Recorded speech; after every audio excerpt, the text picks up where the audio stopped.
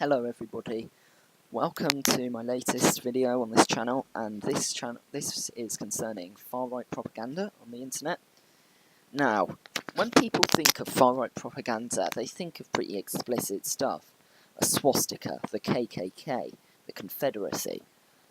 But in fact, much of this propaganda clouds itself in clever words and is much more smart than the propaganda of days gone by, and propaganda you still see today a bit. Now the propaganda tries to manipulate people into joining the far right, using very different methods than seen in the past. So this video is an example of this. It's called I'm an Englishman. It was deleted from YouTube, but re-uploaded onto this channel. It hasn't been deleted yet. It's got 7,500 views, but the original channel that it was on, which is called UKIPper, here it is.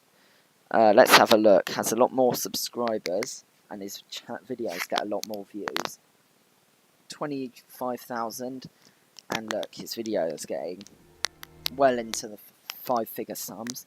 But I'm just going to spread some awareness of this video and far right, and use it as a case study for far right propaganda in general. So, without further ado, let's get into the video. Now, at first, they're just kind of complaining about how the video was removed. There's No England Now is the other one, and obviously this one, taken down for no reason. I can confirm that there is a reason, and you can see if you can spot it in the video. I'll point it out anyway, because it is pretty obvious. YouTube has made a big mistake, apparently. I mean, it has made many mistakes, but deleting this video was not one of them. In taking down these videos, all these videos are doing, apparently, are spreading awareness.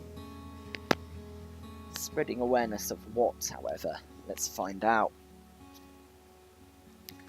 As we watch one of the most cringe-worthy videos while looking from an outsider, but a video that can have quite good effect if you'd want one in.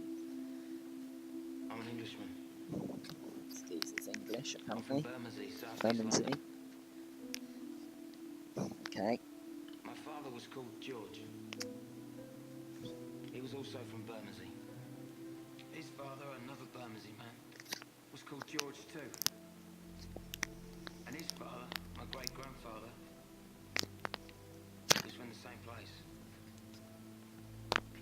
He was called Edward. These three generations of my family. So, already you can see kind of harking back to the past, and that's a consistent theme in this channel, in this video. Now, at the moment, there's not even a drop of far-right propaganda, because it's warming people to this guy.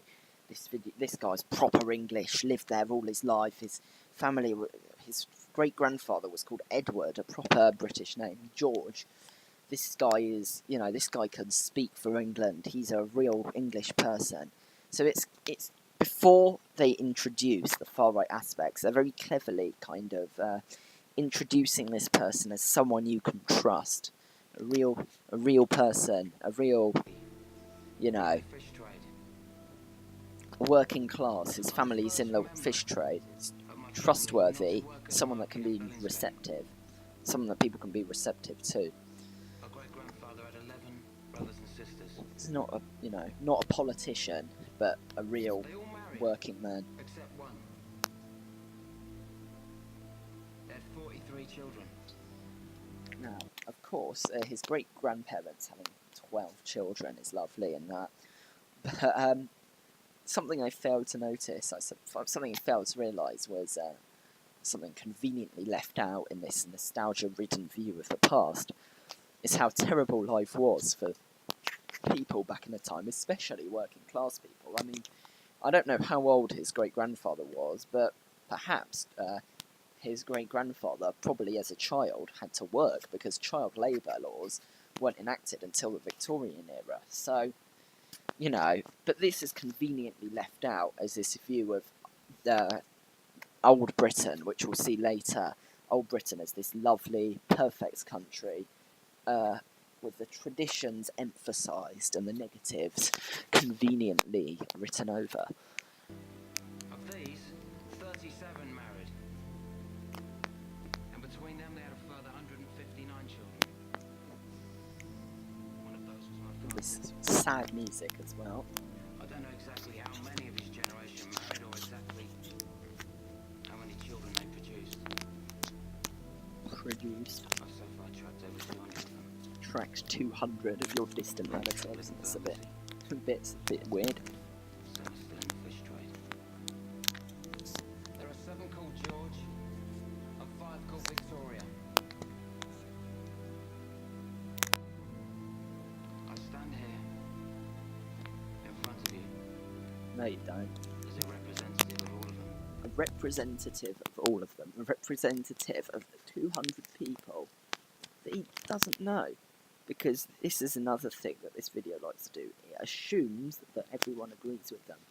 And we'll see this later. It assumes that their way, not only is it the right way, but it's the only way.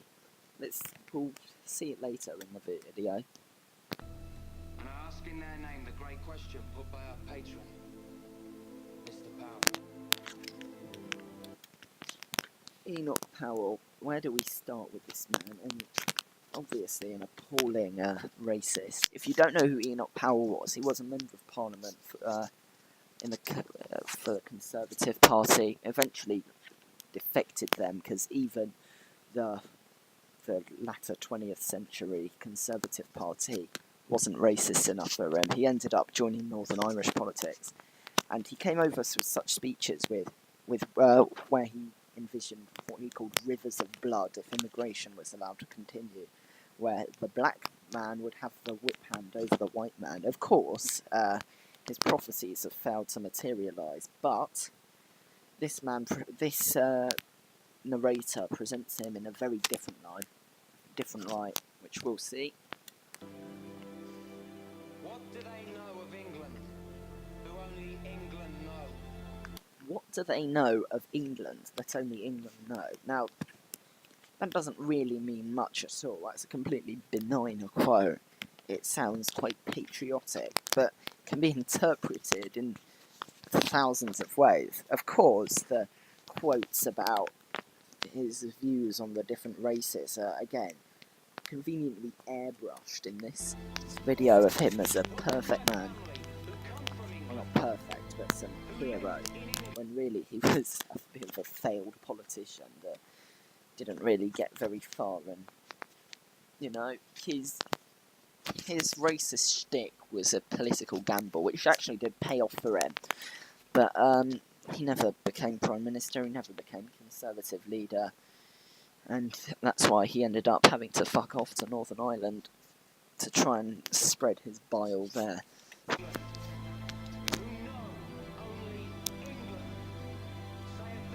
Now, Our country. here we go. So you have London Bridge tradition juxtaposed with the evil minority races in real London. Because I have to explain, this view of London is taken from the city, the great tourist places, but actual London, the London where real people live, Bermondsey itself, is very different, and there are going to be working class people who seem to be committing the serial crime of walking on the pavement. And here's where you see, this is the first example of racial undertones. You can see it in the video. He doesn't mention them, but it's kind of a dog whistle. Look, the England that Mr. Powell spoke about, the England with, you know, the England that people fought for. You saw the quote in at the start of the video.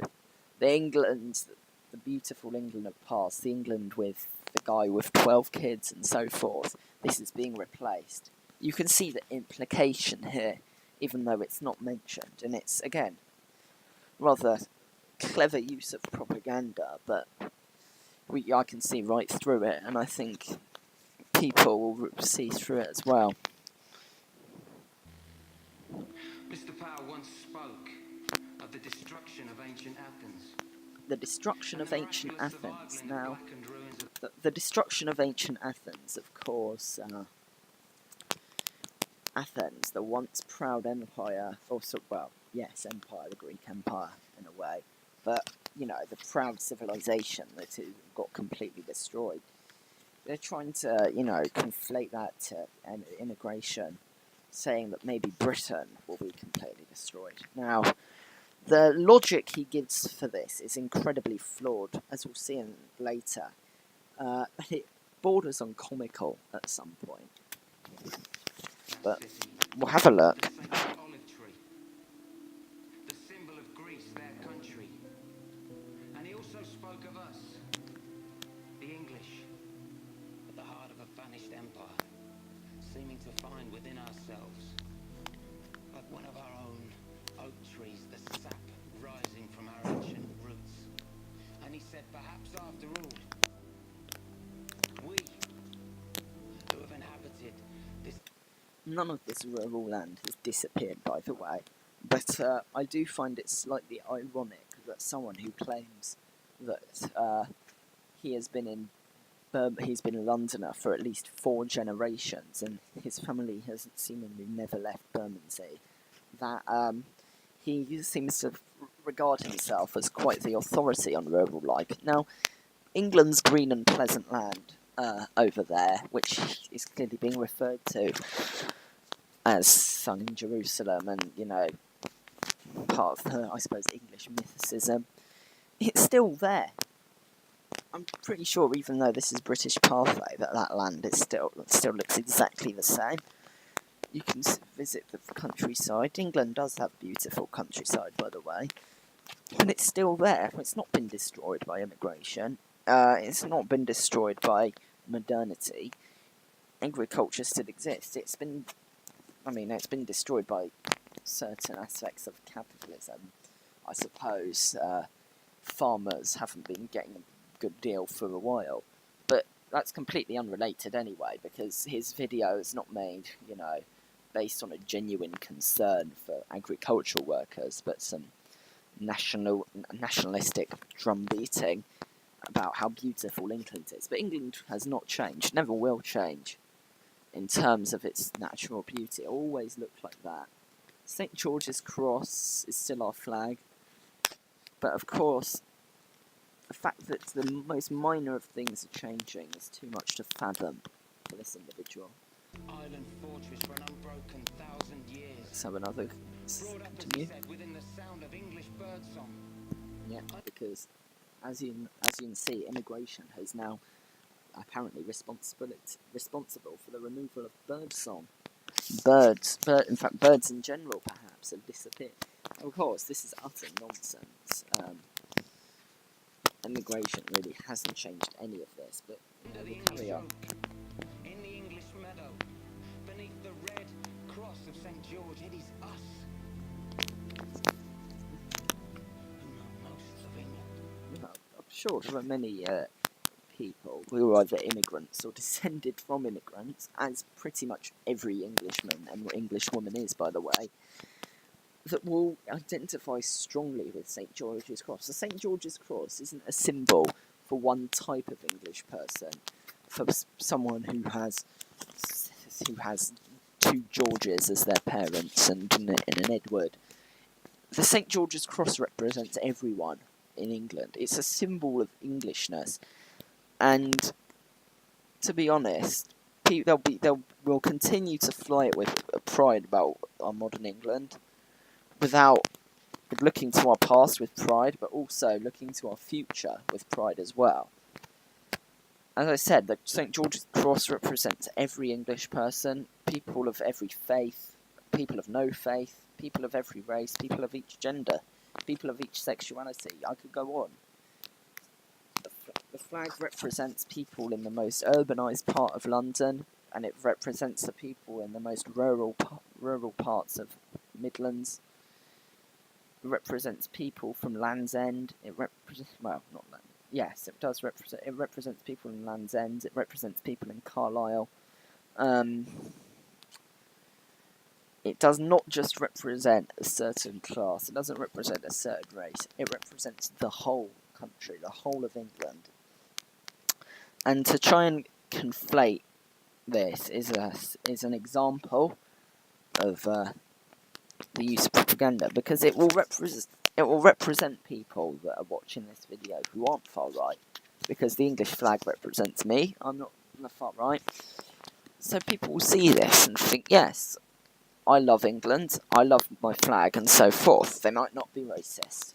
In fact, they probably aren't. They might not be far right, but this propaganda is trying to make England, the country, the St. George's Cross, as symbols of the far right. That you to defend England, you have to be part of this kind of emerging movement. And who are they defending it from? Well, who they're defending it from are these people. The dreaded demographic shift, the dreaded minorities who are supposedly stealing the bird song and the flag and whatever other nonsense they're alleged to be stealing. So you can see it's intelligent propaganda which is trying to, mix two things and try to conflate them in people's minds. And while as I said, I see through it, I'm sure a lot of you see through it. Well, the type of people watching this video in earnest and not to criticise it and not to analyse it, you see that. I mean, what age are people watching this as well? People can be radicalised at any age. People can be radicalised 13 is how old you have to be to make a YouTube account. People younger than that, people that are very impressionable. And videos like this are perhaps more dangerous than the propaganda with the big swastika and the Confederate flag on it. Because propaganda like this is effective and it appeals to people's patriotic views, as well as appealing, obviously it appeals to the far right as well. It appeals to people that aren't there yet and need a nudge in the wrong direction. Let's carry on anyway. And I appreciate him for saying that. Because it was as if he spoke for my family, who understand well their own country. Who understand even better their own capital, London town. Now he moves on to London itself, which, to be honest, London's always been a contrast to rural life. That's just the way it is. It's the same in any country. In Ireland, people will talk about the differences between Dublin and the rest of the countries, the so-called Pulches and Jackeens. And it's the same pretty much in every country. London's going to be different, but let's have a look at what London, the beauty of London in the past, which of course was a place with absolutely no problems whatsoever in the past. Mr. Cooler. As we strolled in a park. Yeah, back in the old days, you could stroll in the parks, and that's been banned. Parks have been banned by minorities. Now, this is utter nonsense, of course. You can still stroll in the park, but people that, maybe not from London, perhaps from the rural parts of England, might think, what? They don't know London. They don't know. They think that they hear on the news stuff about no-go zones and whatever other nonsense. Perhaps people that maybe not even from England, perhaps they're from America or some such, but they'll see this and think, what? Is this the extent of the cultural degradation? The London where you could stroll in the parks is disappearing? Of course it's not. You can still stroll in the parks, you can still do whatever you'd like, but people viewing this might not know that. Right, sorry, let's carry on.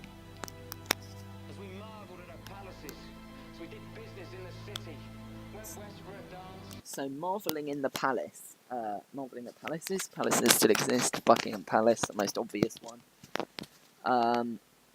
Go west for a dance, yes, the West End still exists. I know, shocking, and do business in the city. Anyone that's a genuine Londoner will tell you that the city of London has not disappeared.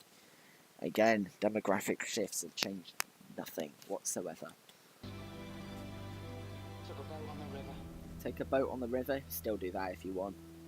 For pale ale and eel pie. of old London. Pale ale is actually doing quite well, I think. I think there's a resurgence in pale ale. In fact, it's never disappeared.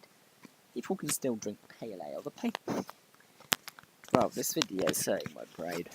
There's too much utter and unsubstantiated nonsense in it for me to keep up. Anyway, let's continue. The London of my family, for as many generations as I know. The London that within 15 years would be less than 50% white.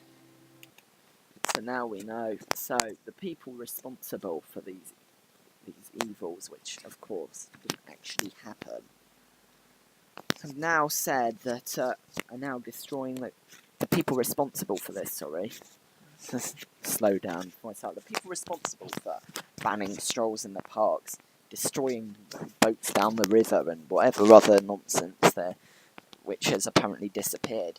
We now know who's responsible for it. It's people who aren't white British. By the way, London is 40. He said 45% white. That's not true. It's 45% white British. So that doesn't include, for instance, Irish people or Polish people. So that's just a factual inaccuracy in the video. Not, I mean, you know, I just thought I'd point it out because it's wrong. But anyway, let's carry on with the video. Let's not get sidetracked on this nonsense. London where in 15 years, a white person will be in the minority. Oh, let me play the world's smallest violin. As I said, it's not true, but oh, whatever. It wouldn't even matter if it was true because no one actually cares. Like, well, these people do. No one cares about people's colours, really. We don't care. The majority of people don't care. In fact, it's very different to America because in America, a lot of people's identity is decided by skin colour, but you don't really see that much here. You don't really have like black neighbourhoods and white neighbourhoods and such, or black churches like you do in America. Here, it's much better integrated. I actually feel, but either way, 45% of minority of people are white British. Again, let me play the world's smallest violin. I don't know what to say. Like, who cares? But again, people will link this on a more serious note to the things that are being destroyed. The St. George's Cross, which is completely destroyed by the less than 45% whiteness. You've got, what else was it? Oh yeah, you've got the boat down the river, the Western Dons. But of course, in reality, there are aspects of English culture which have been improved as well.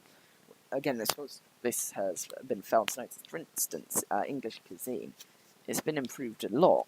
For instance, you had Indian immigration caused curry basically to become a national dish. I mean, if you think about it, I mean, obviously now you see Indian food very popular in the UK.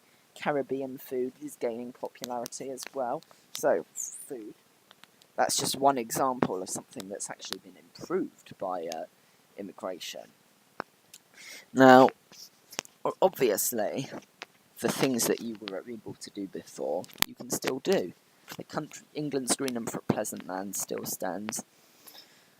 Stonehenge still stands. The palaces still stand. St. George's Cross will always be, hoisted high whenever any of our national sports teams play a game. Whenever anyone really to represent us goes aboard. That's England's flag. It's not disappearing. England's not disappearing. England will always survive. And the fact that who is English is changing in some of these little ways is too much to fathom for these people. But for the person that is yet to be radicalised, but perhaps in the process, they'll see this and try to link the two things together. These non-existent lack of castles, the non-existent lack of the flag. This is now due to the fact that white people are a minority. I know that's untrue, but watching the video, you're led to believe that white people are a minority. And this is now what has caused, this is what has caused the horrid degradation of British society. Complete nonsense, of course.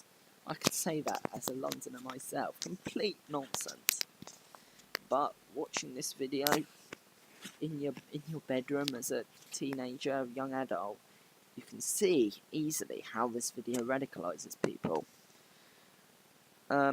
Let's continue with the video. About 2 minutes to go. Now, I did promise you at the start that you'd see very easily that this no reason will be seen. Well, it's right near the end, so let's see if you can spot it. But let's watch the last 2 minutes of the video. I'll point it out. As the sad music plays. Am I racist, he asks. He's come to the conclusion, no, by himself. Do I have anything against people of other races? No. Would I prevent them from coming into my home? No. So, he has no issue, not at all, with people from other issues. He wouldn't even, he'd let them into his own home. He's not a racist. So, what could his gripe be? What could his horror be? Because he's not racist. He doesn't even care about what skin colour you are, apparently, despite evidence to the contrary just being published. So let's have a look what his true issue is. So what then is my gripe? Do tell.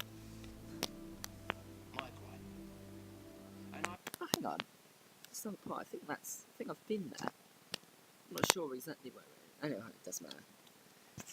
I speak on behalf of 7 men called George and 5 women called Victoria. Even though he's never met them. Quite simple.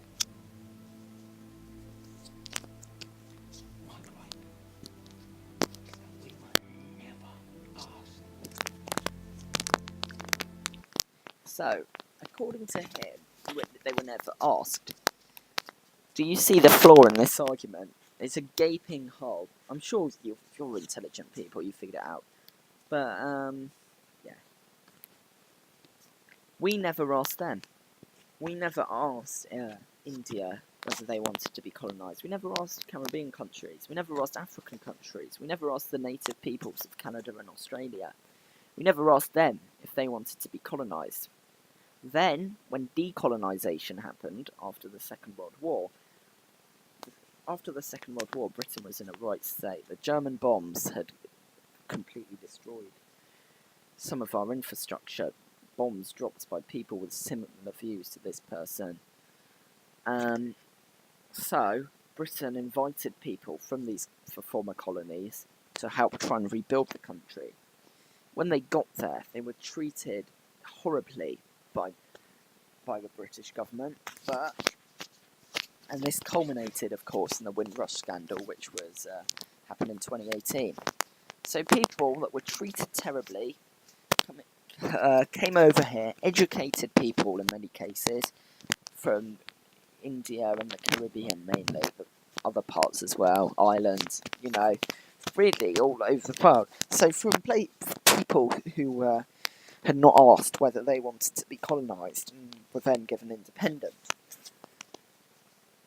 But this person complains like they have invaded, despite being asked to come here.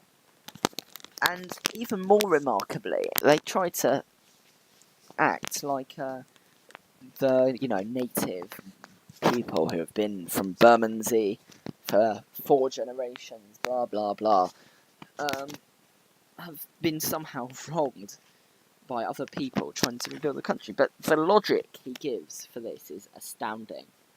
I mean, it's hilarious. My gripe is that we were told, not asked.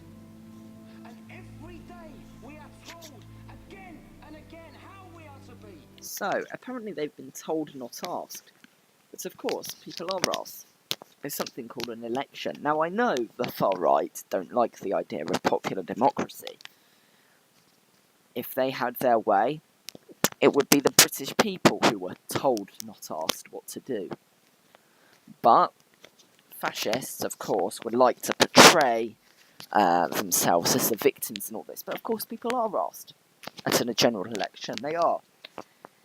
And the verdict is completely, it's near unanimous. It's completely clear. Because how many votes did the British National Party get? How many votes did Britain First get? How many votes even do UKIP get now? What did UKIP get? 1%? They didn't win a single seat. The fact of the matter is, British people have been asked, and they replied, we are in favour of this. At least to some extent, even the Conservative Party begrudgingly accepts the need for immigration, and and Labour, of course, supports it more. The other parties, the SNP, the Liberal Democrat, they're all supporting it. These are the parties that the people chose. They did not choose the British National Party. They did not choose UKIP. And, well, let's carry on the video, because this is where it gets bordering on the insane. And how our country is to be. We're taught by them. We know they are. They're English too. Those people are former Prime Ministers, David Cameron and Tony Blair, by the way. But this is like a segment, so I'll get to the point once it's finished. They're the class that has always set themselves apart. They're the class that has always taken whatever they wanted for themselves. So the class that has always taken whatever they wanted for themselves, he says, while showing Jeremy Corbyn, who took the least expenses out of any MP, famously. But what's remarkable about this, the people who ask not tell, all three of them have served as leader of the opposition. That means leader of the biggest party not in government, in practice the second biggest party. Two of those men have served as Prime Minister via winning elections. Both of them won a majority at least once. One of them was in a coalition, but of course that's the British tradition of parliamentary system, so they formed a coalition. The other one consistently won majorities at all three elections. And between them they served 19 years, between them their government served, how much was it, 17 years, 16 years as Prime Minister. These were all elected politicians. All of them have been elected MPs, and as leader of their parties have won at least 250 seats in Parliament. So clearly people are in favour of this, but the words told, not asked, people were asked, and you were telling, not asking, how you want England to be. People have left this behind. People have embraced modernity. People have embraced change. But you are telling, not asking, people that they should seek to return to the past, seek to return to a time where the country was different, where child labour laws still existed, a time when before gay marriage existed, a time before gay rights were legal, a time before women could vote. This is the England they are harking back to. Now, of course, that England is not what they seek to establish. They seek to establish an England based on the systems of fascist governments of the past, because these people, contrary to their half-baked arguments, are of course racist. These people don't like democracy. These people are power grabbers. But, on the other hand, these people are intelligent. They know exactly what they're doing with this propaganda. And if you saw this video, you're quite impressionable. You love the country.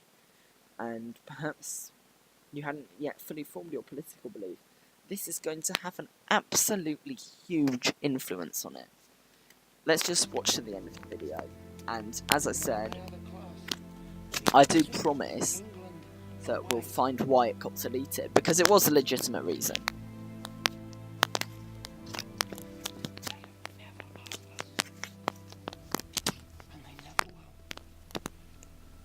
Do we allow them to sell our heritage?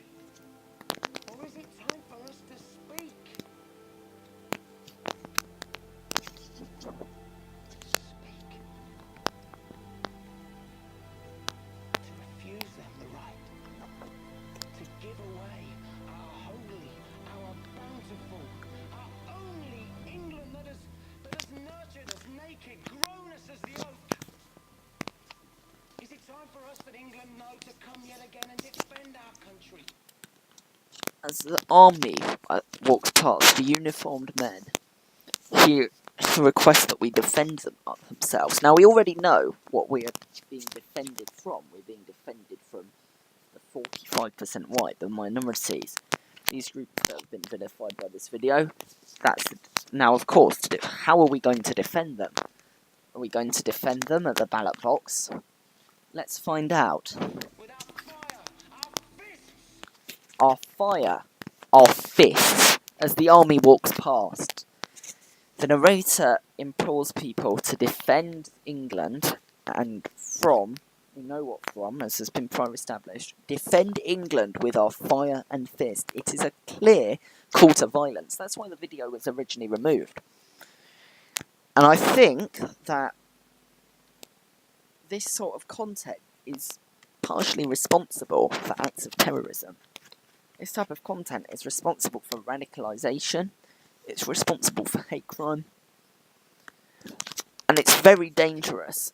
If any parents are watching, I'd check your children's YouTube histories, make sure they aren't watching this type of video, because it's it's a danger to children.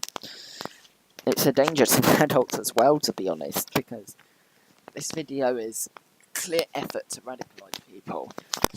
Our fire and our fist. Wow. Well, luckily, you know, I've seen through this, maybe get a bit of publicity, but not everybody watching. I'm sure you watching won't be aroused by his call, but there are people who will. Now, let's just finish off. I'd like to apologise because the audio mixing on his video is quite bad, so sometimes you can't really hear him properly, but let's continue. 10 seconds to go. Now, of course, armed forces walk past. Is it time for our sons to rise again?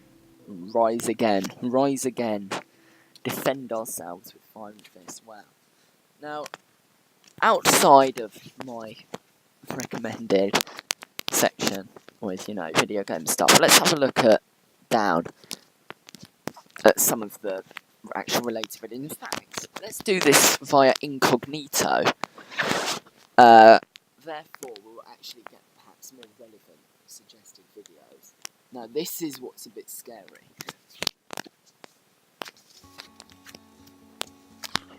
I don't want to watch this nonsense again. I'm an Englishman, uploaded again. More kind of patriotic stuff. Nigel Farage and, more videos from this UKIPper. Birds of a feather flock together. Well, we all know what he's implying here about race and stuff. Yeah, I will return to my English rose. Somewhere only we know. Strangers. Multiculturalism in Britain. With quotation marks. Now, we all know what they're referring to. But if let's say you watch this video, I will return to my English rose. I'm patriotic. I might watch this one next. So he watches this one.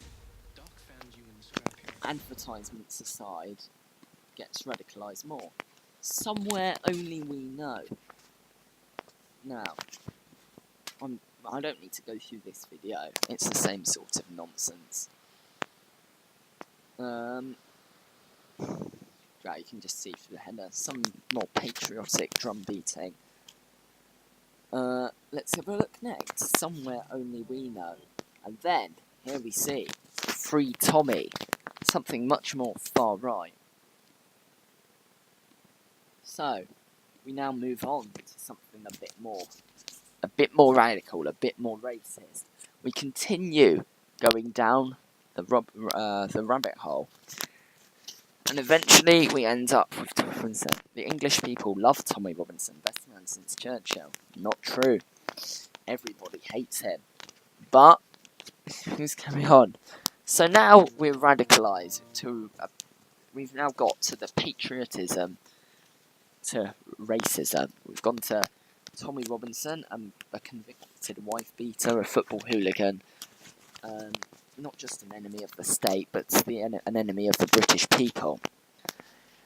A man who's been convicted of trying to disrupt a trial. He tried to disrupt a trial of a Muslim grooming gang, and he almost set the offenders free because he nearly caused a mistrial. The man is a fool, but his anti-Muslim rhetoric is so obvious. He tries to portray Muslims as this homogenous group, all the same, responsible for paedophilia and so forth. So now we've gone through the far right rabbit hole a bit. Got Tommy Robinson, Rebel Media, Enough is Enough GB. So that's the end of my video anyway, and I just wanted people to understand far right propaganda on the internet. It's completely cringeworthy to people who are wise to it, people looking through it from an analytical perspective, but for people watching in earnest, it's dangerous. And this type of video, your children, your family, your friends could be watching, and it's responsible for radicalisation, and it's responsible for acts that could do much harm to the country. I hope you did enjoy. Share this video, spread the word so more people learn about the tactics these people use. I'll see you in the next video. I know it's a long one, and I'd like to thank you, if you did, for sitting through 40 minutes, as my time has gone now. Thank you so much. And yeah, ensure that more people know about this propaganda. Thank you so much for watching.